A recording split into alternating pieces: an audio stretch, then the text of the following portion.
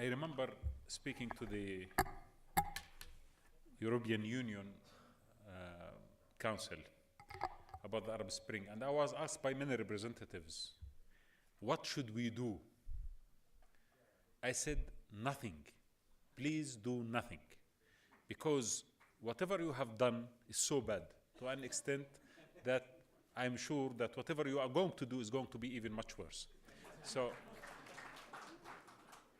in fact, the European and the American approach to the Middle East has been and is going to continue to be wanting in many aspects.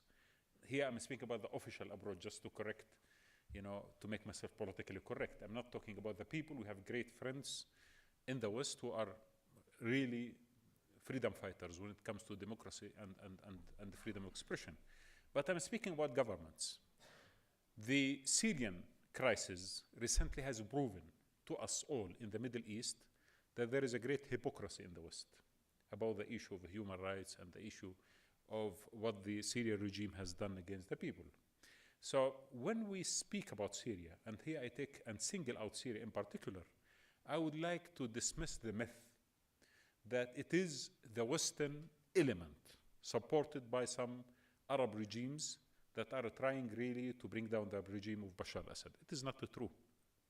In fact, until today, the Americans are putting veto on sending sophisticated weapons to the rebels in Syria or to the freedom fighters in Syria. Missiles, anti-aircraft missiles have not been allowed yet inside Syria, but very few that were smuggled across the borders to them. And that because the Americans do not want any of these kind of weapons to be trafficked to Syria, because, in my opinion, that will eventually, or might be in the future, or they fear that it might reach a moment when it could harm the security of Israel. So the position on Syria is actually, in my opinion, the American position and the Western position is very hypocritic. Now, the fact that Syria, for us in the region, is going to form the way that we are going to see ourselves and see the region, that puts a huge burden on the South African foreign policy to deal with it in a correct manner. Frankly speaking, I have not seen great influence from South Africa regarding the issue of Syria. And actually, I would say that it was very disappointing to see the official stance of South Africa on Syria. And I do believe that the next few weeks and months are very important for us to correct this relationship. Syria is very close to the Arab world, to the people of the Arab. Forget about governments. If you think that there are few governments supporting the revolution because of certain reasons, that should not in any way suggest to you that this is a matter of Western approach, or this is a matter of pro-Western approach in the region because they would like to besiege Iran or to create it has nothing to do with that. It has to do with a nation that is trying its best to liberate itself from the tyranny of a regime, and the revolution was the most peaceful revolution we have ever witnessed in the Middle East, but unfortunately they were forced to use weapons after hundreds of people started to be massacred and slaughtered in Syria. I think it is morally correct and politically correct and pragmatically correct that South Africa takes a positive, proactive, and encouraging stance of the revolution of Syria. The second point, which is necessary to conclude here, is I think this forum has proven to us, and I thank here Naeem and the organizers who have allowed this great opportunity for us to meet and to speak frankly about the future of North Africa and Sub-Saharan Africa, what they call it MENA, Middle East, North Africa. Let us adopt that. I think at this stage, both parties should start immediately thinking of a new framework to reconnect based on deep understanding that we have in history. And actually, we do not have really existential problems with each other. Although the Arab world is very skeptical about Europe and skeptical about the West, but we have never really had serious problem between the Arabs and the Africans. And I do believe that all issues that have risen during the last few years, especially Darfur and South Africa, and Southern Sudan, and many other small issues here and there, will not destroy this tradition of a strong alliance and connection between the Arabs and the Africans. But we need to convert that from side of a tradition into something practically possible to achieve. Economy will be very important for us in the next phase. Exchanging thoughts and ideas, developing a new paradigm of thinking about issues related to joint interest. And here I will single out Somalia in particular. Somalia is deeply African and very Arab. And I do believe that we could start doing something serious about Somalia. So far, most of the initiatives that were submitted or were actually put in operation about Somalia, especially the African Union initiative and so on and so forth, are wanting. And they couldn't succeed in creating a new reality for many reasons. We don't want to go into that now, but this is my personal estimation. I think the rise of Egypt at this stage and the corrected situation in Libya, and I think Libya has played and is going to play a major role as well, and Tunisia, would allow us to start agreeing on a new approach towards Somalia. And this new approach, including Turkey, which has, at this stage, one of the most important aspects of relationship between them and Somalia, and they have hosted recently a huge conference in Istanbul about Somalia, and they have hosted about 500 of the Somali actors. And I think they did a great job in going into Somalia and engaging with the Somalis on the ground. I think we could come up with something that could give us a story of success. We need a story of success that could encourage us to go further and to develop more initiatives and not to think about the Western approach. Because in my opinion, the Western approach at this stage and the next few years is going to be absent from our reality. It's going to be present, but not as strong as it used to be. Because the economic crisis in the West is making the Western diplomats very busy about what the banks are saying and what their economy and indicators are actually all about. Not about strategic politics of Africa or the strategic problems in the Middle East. So I would argue that this weakness of the international element is a golden opportunity for us to develop indigenous and local and regional mechanisms of conflict resolution and of balance of power that will exclude the hypocrisy that we have been suffering from, the Western hypocrisy that we have suffering from during the last few years, a few decades. So the third point and the last one, this conference has actually opened great debate and questions.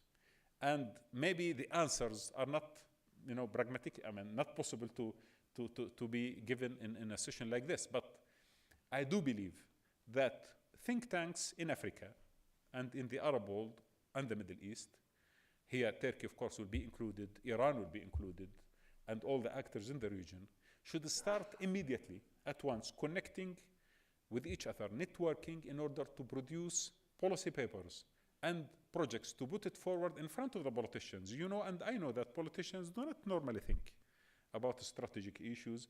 Politicians are there to implement and to save the moment. And that is a problem. All of us have witnessed that. I was in media and I've seen how politicians behave. I think think tanks in particular, intellectuals, and maybe civil society groups could start connecting and creating reality on the ground that introduces to politicians and to governments a roadmap that they could follow. We should not wait for governments to sit and to tell us what kind of relationship or what kind of future that we could have as two regions.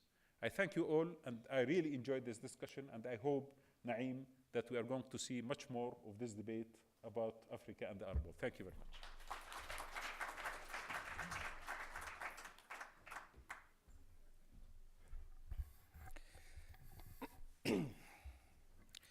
Thank you, Waddah. And thank you all, I think, for making this quite a fascinating conference with largely very informative and some really brilliant papers being presented, and as importantly, if not more importantly, really great discussions that followed those presentations. In fact, although we tried to budget the program in a way that we would have enough time for discussions, we certainly didn't, I think. The conference was, I was pleased to discover, was extensively tweeted, And no thanks, no small thanks to Waddah, and both in English and Arabic. And a lot of those Arabic tweets were Waddah getting beaten up, I noticed. Also received a fair amount of media coverage. But the attention to this conference, I should say, of course, started like with any such event way before the event took place itself. A lot of it was fairly positive attention that was given to this upcoming conference. Some of it was not as positive, and I want to say one or two things about that. In the past couple of weeks, this conference was referred to in certain media as being an upcoming exercise in, quote, Israel bashing, as well as being referred to a hate fest that it was going to be. This was the way it was described in some media, despite the fact, of course, that our program was on our website, and anyone who can read is able to see it. But that's how it was described. I'm sure that no matter how the conference would have gone over the past 2.5 days and whatever outcomes we might have had, would have confirmed those suspicions for those people who said those things. One or two comments about this. The Middle East and the notion, of course, that if you say Middle East, then of course you're referring to Israel and the Palestinian issue. Or in fact, for some people, of course you're referring to Israel. Is firstly short-sighted, but also a great exercise in self-absorption. The Middle East, and in our case, Middle East and North Africa, is much more than a small colonial country that has a few million citizens. Much bigger than that. Egypt has 83 million citizens. This small part of the Middle East region that would fit into the Kruger National Park does not make up the Middle East and North Africa. So if you say Middle East and North Africa, we're not necessarily talking about you in particular. Secondly, that any thinking or critical person, this first thing is, as I say, a particular kind of self-absorption. Secondly, any thinking or critical person talking about Palestine or Israel will attack Israel. That's the notion that we get. If you're critical and you're going to be talking about the Palestinian question, about Israel, then of course you'll be bashing Israel. This is a particular kind of hysteria that we see all the time arising. Certainly those of us that are South African see it all the time in this country. Then there's this third idea that these people, Arabs and Muslims, because that's the idea, that's what this conference was, Arabs and Muslims coming together, that really they have nothing else to talk about except Israel. They have no lives beyond us. They have no dreams of democracy, freedom, justice, except as it relates to us. They have no hopes for better lives for their children, no imaginings for better futures for themselves, etc., except as it might harm us. And this is a particular kind of racism. The notion that these others only have an education and objectives that relate to how they can harm us is a racist understanding of these others. And so this is what we saw over the past couple of weeks. And of course, we black South Africans know racism very well. We know what it sounds like, we know what it feels like, and we know what it is when we hear it. And so when we read it in newspapers, we know what it is, quite clearly. Clearly, one reason for this characterization of our conference was because it was to be opened by the Deputy Minister Ebrahim Ismail. Let's be honest. Those South Africans who are here, you know that this is the case. Okay? Why do I say that? Because over the past 2 to 3 weeks, Comrade Ebrahim, and I don't work for government, so I don't have to call him Deputy Minister. Comrade Ebrahim, I'm referring to him by his first Ebrahim, his first name, has been under sustained attack by the Zionist lobby in this country for the past few weeks for his articulation of the South African position that officials in South Africa are discouraged from visiting Israel. He said that, he stood by it, he repeated it, and he continues to stand by that position. That this is and has been the position of the South African government, that official delegations from South Africa and South Africans in general are discouraged from visiting Israel. For that, this comrade has been, For that, this comrade has been lambasted in all kinds of ways, in the media, in his person, etc. Let me just say as an aside before I continue with that, that you know, of course, that Ebrahim was just a few weeks ago part of a non-aligned movement delegation that was refused entry into Israel. Now, someone in that position, how can you expect him not to discourage others from visiting? You know that, since I'm standing in front of you, I can speak about myself. Just a year ago, I was deported from Israel. I was deported on my way to Palestine, okay? And I'm not the only South African. Ask people in our Department of International Relations, numerous complaints that they receive from South Africans, just ordinary people wanting to visit Jerusalem, wanting to go to Palestine, that are deported. Under such conditions, all Western governments issue travel advisories to their citizens. It's not safe to go to this place, we advise you not to. Well, our deputy minister is advising us not to go to Israel. In one disgusting article recently, Ebrahim is basically referred to as being senile. And this statement of his as a diplomatic faux pas because he is senile and he is as old as he is. This is the level to which these critics will stoop. In another racist and Islamophobic open letter that was published in one of the major newspapers in South Africa, the Chief Rabbi Warren Goldstein referred to Ebrahim as an extremist, among a number of other disgusting epithets that we wouldn't really expect from a religious leader. Let us be clear. No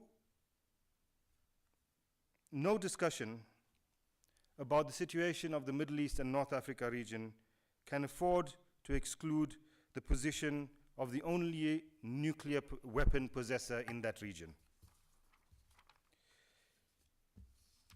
No discussion about this region can exclude discussion about the country with the most powerful and largest army in the region.